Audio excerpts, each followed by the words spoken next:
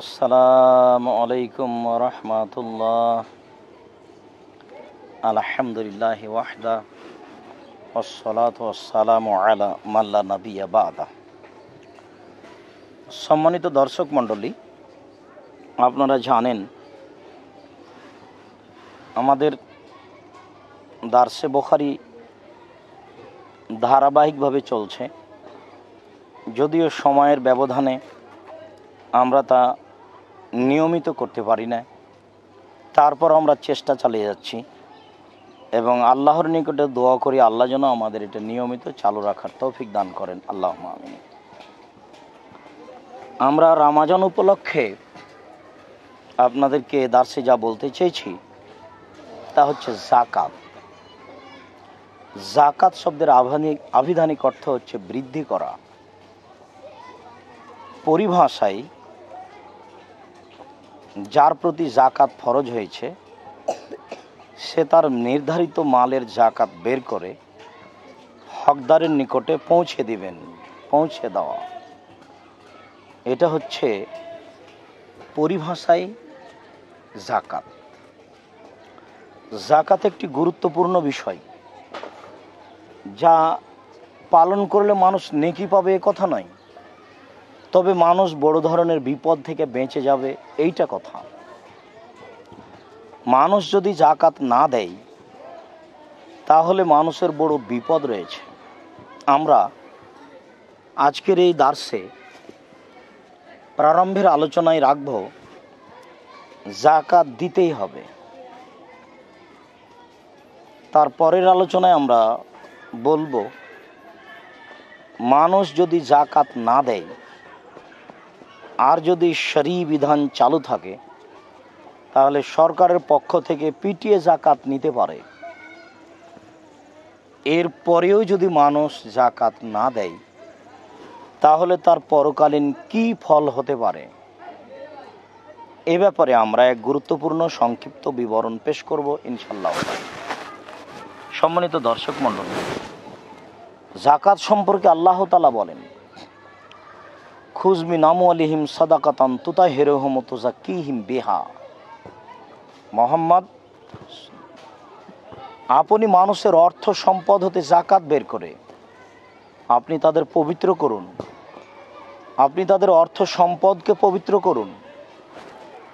অত্র বিবরণে বোঝা যায় মানুষ যদি তার অর্থ সম্পদের যাকাত বের না করে তাহলে অর্থ সম্পদ অপবিত্র থাকে এবং ব্যক্তি নিজেও অপবিত্র থাকে।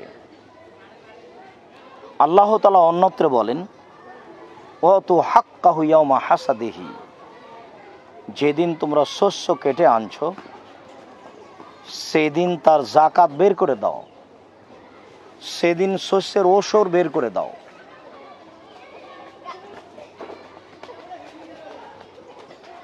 সেদিন তোমরা তোমাদের অর্থ সম্পদের যাকাত ওসর বের করো, এটা আল্লাহর আদেশ। রাসূল সাল্লাল্লাহু আলাইহি সাল্লাম যখন মুআয ইবনে জাবালকে ইয়ামান পাঠালেন তখন তিনি বললেন, মুআয ইবনে জাবাল, তুমি যাচ্ছ এমন একটি এলাকায় যেখানে রয়েছে ইহুদি খ্রিস্টান, তুমি প্রথমে তাদেরকে আল্লাহ এবং আল্লাহ রাসূলের দাওয়াত দিবে। তারা যদি আল্লাহ এক বলে সাক্ষ্য দেয়, রাসূল তার নবী বলে সাক্ষ্য দেয়, তাহলে তুমি তাদের বলবে তাদের প্রতি 24 ঘন্টায় 5 ওয়াক্ত সালাত ফরজ করা হয়েছে। তারা যদি এই সালাত মেনে নেয় তাহলে তাদেরকে বলবে তাদের প্রতি যাকাত ফরজ করা হয়েছে। ধনীরা যাকাত বের করবে এবং গরিবদের মাঝে বন্টন করবে। ধনীদের নিকট হতে যাকাত আদায় করা হবে এবং দরিদ্রদের মাঝে বন্টন করা হবে। এই আদেশ তিনি করলেন যাতে বোঝা যায় মানুষকে যাকাত দিতে হবে, মানুষ যাকাত দিতে বাধ্য।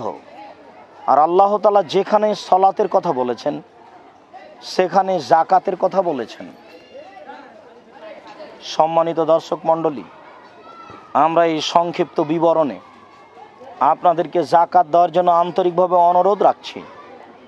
এরপরে বলতে চাচ্ছি, মানুষের উপরে যদি যাকাত ফরজ হয় আর মানুষ যদি তার যাকাত বের না করে তাহলে ইসলামের যদি ক্ষমতা থাকে তাহলে তার হাতে রশি দিয়ে পিটিয়ে যাকাত আদায় করতে পারে।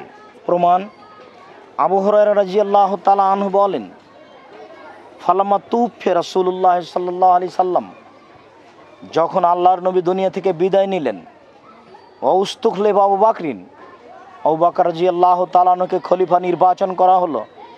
ওয়াকাফারা মান কাফারা মিনাল আরব, আর যারা কাফের হলো আরব থেকে অনেকে কাফের হয়ে গেল। অর্থাৎ অনেকে বলল যে আমরা সালাত আদায় করব কিন্তু যাকাত দেব না, আমরা সিয়াম পালন করব কিন্তু যাকাত দেব না। তারা আর্থিক বিষয়টি থেকে পিছে হটে গেল। ওমর রাদিয়াল্লাহু তাআলা আনহু বলেন আবু বকর সিদ্দিককে, কাইফা তুকাতিলুন নাস, আপনি আজকে মানুষের সাথে কিভাবে যুদ্ধ জিহাদ করবেন?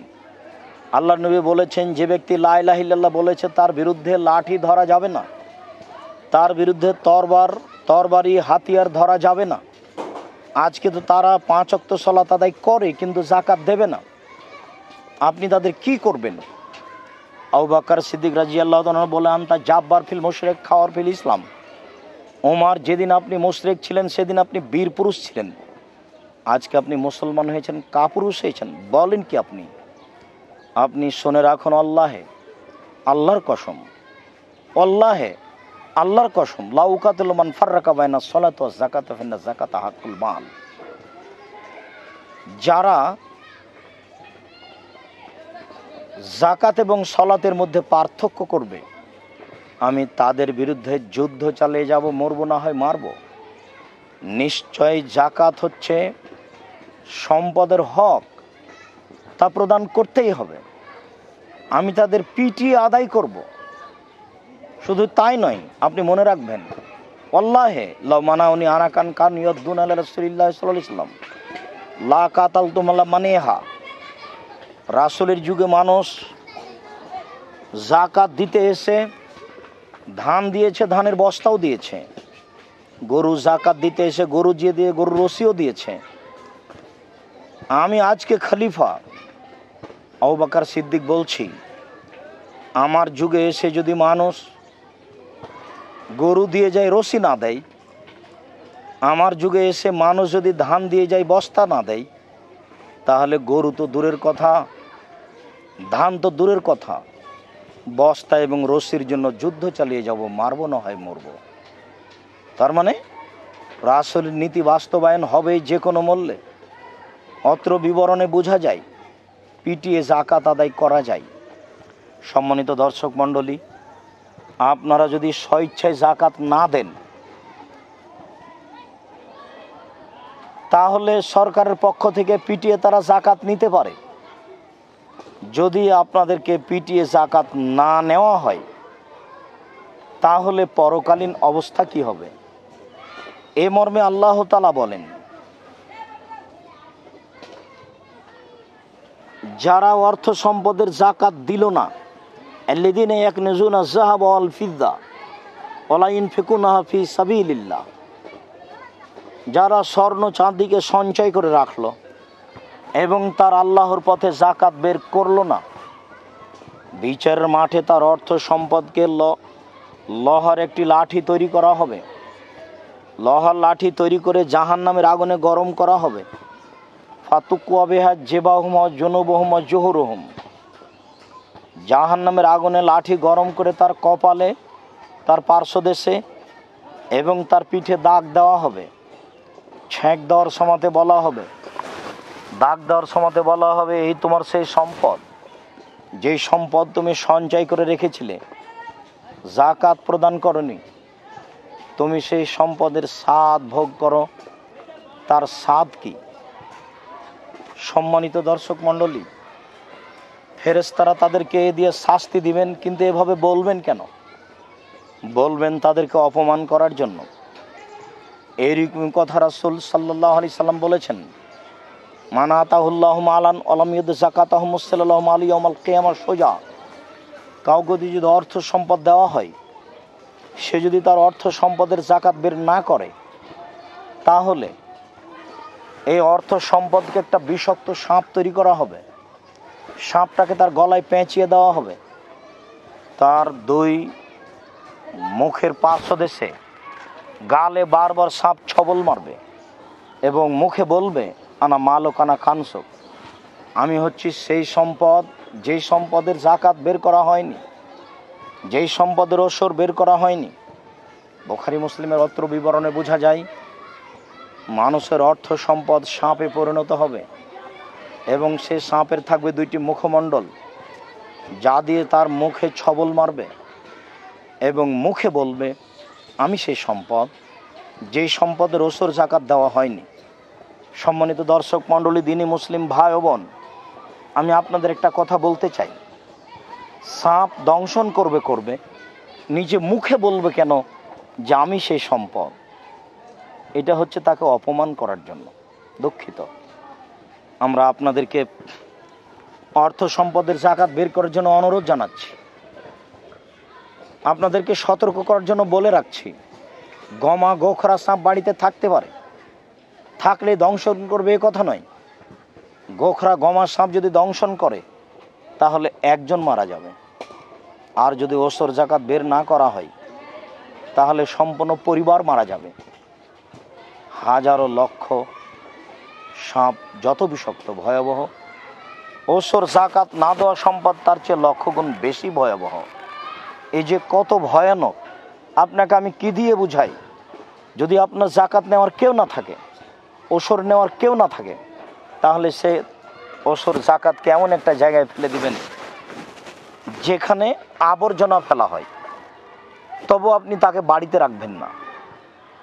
একটা ভয়াবহ বিষাক্ত জিনিস। সম্মানিত দর্শক মণ্ডলী, আমরা আপনাদেরকে দার্সের এই অংশে জাকাতের একটি স্পষ্ট তালিকা পেশ করতে চাই।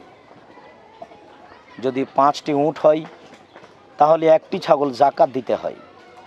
যদি 30টি গরু হয় তাহলে 1টি গরু জাকাত দিতে হয়। যদি 40টি ছাগল হয় তাহলে 1টি ছাগল জাকাত দিতে হয়।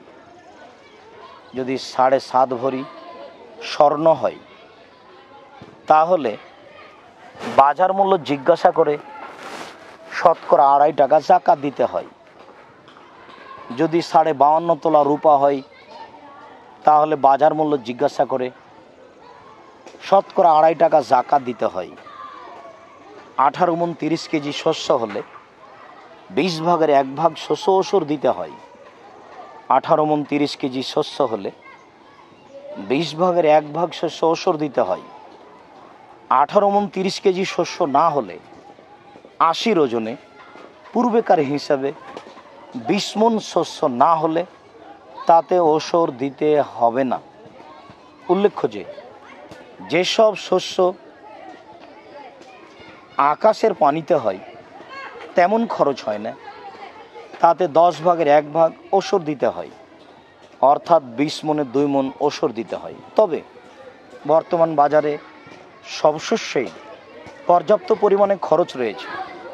এই জন্য আমরা বলে থাকি যে 18 মণ 30 কেজি শস্য হলে 20 ভাগের 1 ভাগ আপনারা ওসর দিবেন। মর্মে এখানে আপনাদের বলতে চাচ্ছি, মানুষের নিজস্ব অর্থ সম্পদ, ব্যবসায়ী টাকা, ব্যবসায়ী সম্পদ, এইসব সম্পদের জাকাত কিভাবে হবে? ডিপিএস বৈধ নয় এ কথা ঠিক, তবুও ডিপিএসে যেসব টাকা আছে, যেসব টাকা মানুষকে ঋণ দেওয়া আছে যা পাওয়া যাবে, যেসব টাকা দিয়ে দোকান বরাদ্দ নেওয়া আছে, যেসব টাকা ব্যাংকে অ্যাকাউন্টে জমা আছে, যেসব টাকা দিয়ে ব্যবসায়ী মালামাল কিনা আছে, এসব সম্পূর্ণ জিনিসের হিসাব করে জাকাত দিতে হবে। আমরা বলছি, আপনার এইসব টাকা যদি 7.5 ভরি স্বর্ণ সমমূল্য হয়, বর্তমান বাজারে প্রায় 2 লক্ষ টাকা বা 2.5 লক্ষ টাকা হয়, তাহলে আপনি শতকরা 2.5 টাকা জাকাত দিবেন। রূপার হিসাবে প্রায় 40,000 টাকা হয়, তাহলে আপনি শতকরা 2.5 টাকা জাকাত দিবেন।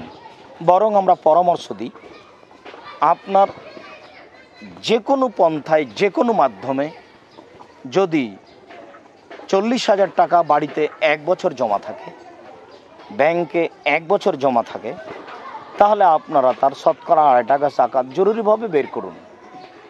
এটাই আমাদের জরুরি পরামর্শ। উল্লেখ্য যে মানুষ যেসব বাড়ি তৈরি করে রেখে ভাড়া নিচ্ছে, এসব বাড়ির যাকাত লাগবে না।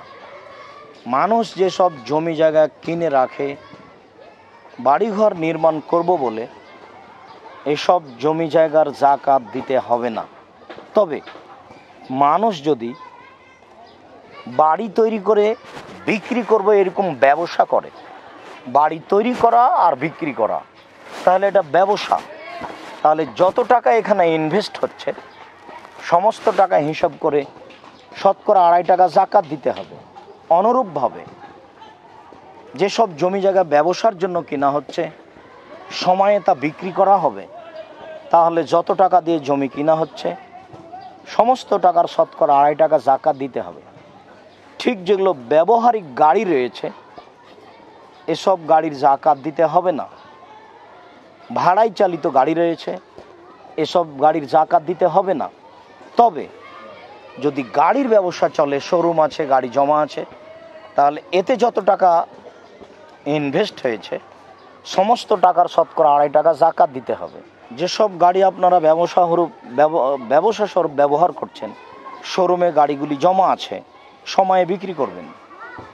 এতে যত টাকা ইনভেস্ট করেছেন সব ইনভেস্ট টাকার যাকাত দিতে হবে।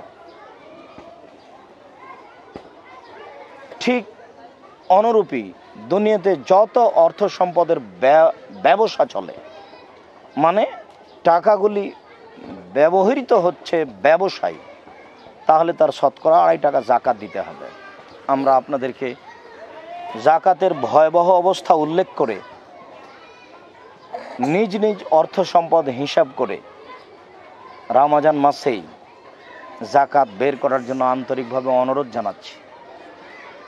আরও বলে রাখছি, মনে রাখবেন, যদি আপনি যাকাত বের না করেন তাহলে এই অর্থ সম্পদ ভোগ করে ইবাদত কবুল হবে না, বিনিময় হবে জাহান্নাম।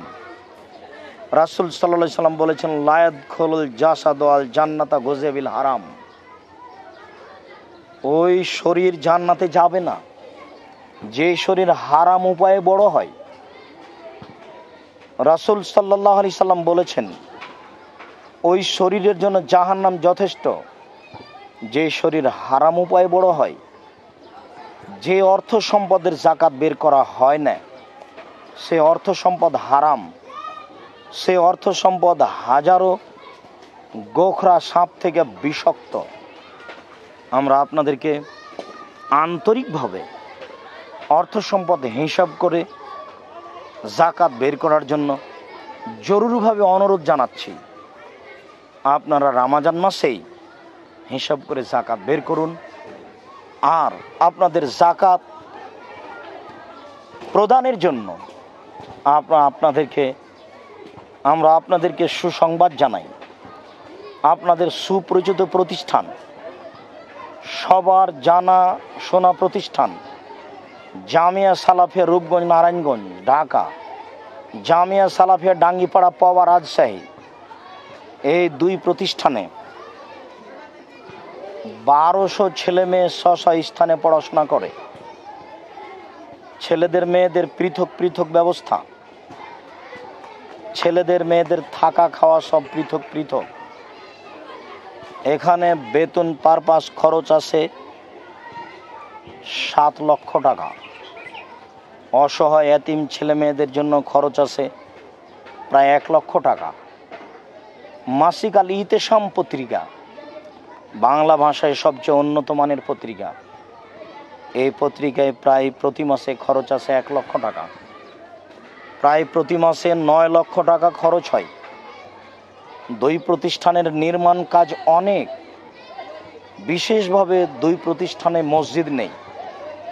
যেসব মসজিদে লক্ষ লক্ষ টাকা খরচ হবে, যাদের অর্থ সম্পদ রয়েছে, আমরা সেসব দিনী ভাই ও বোনকে এই মসজিদে অংশগ্রহণ করার জন্য আন্তরিকভাবে অনুরোধ জানাচ্ছি। দুই প্রতিষ্ঠানেই ছেলে মেয়েদের থাকার খুব সংকীর্ণ অবস্থা রয়েছে, তারা খুব কষ্টে দিন কাটাচ্ছে। বিশেষভাবে জামিয়া সালাফিয়া ডাঙ্গিপাড়া পাওয়া রাজশাহীর কথা বলাই যায় না, তারা খুব কষ্টের মাধ্যমে রয়েছে।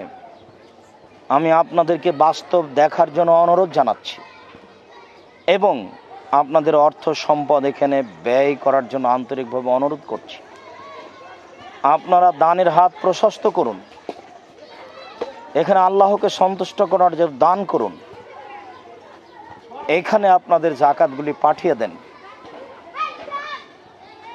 এই জন্য আপনি এই অ্যাকাউন্ট নাম্বার ব্যবহার করুন 0071120004027 আল আরাফা ইসলামী ব্যাংক রাজশাহী। নামে ব্যবহার করবেন শুধু আব্দুর রাজ্জাক।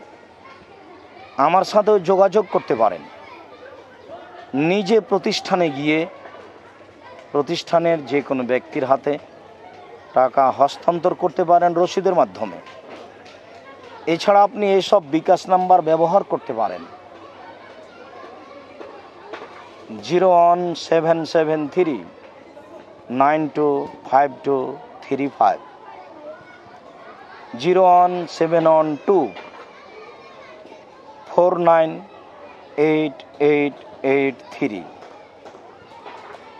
01717088967। এছাড়া আরও বিকাশ নাম্বার রয়েছে যেগুলির মাধ্যমে আপনারা সহযোগিতা পাঠাতে পারেন। জেনে শুনে বুঝে পাঠাবেন। আপনাদের জন্য আমরা আন্তরিকভাবে দোয়া করি। আল্লাহ যেন আপনাদের দানকে কবুল করেন, আল্লাহুম্মা আমিন। আল্লাহ যেন আপনাদের জান্নাতের পথকে প্রশস্ত করে দেন, আল্লাহুম্মা আমিন। আল্লাহ যেন আপনাদের ছেলে মেয়ে অর্থ সম্পদকে হেফাজতে রাখেন, আল্লাহুম্মা আমিন। আল্লাহ তুমি আমাদের এই দাবি এই দাওয়া কবুল করো। তোমার দরবারে এই দাবি ও দোয়া রেখে দারসে বুখারী এখানে শেষ করলাম। সুবহানাকা আল্লাহুম্মা ওয়া বিহামদিকা আশহাদু আল্লা ইলাহা ইল্লা আনতা আস্তাগফিরুকা ওয়া আতুবু ইলাইক।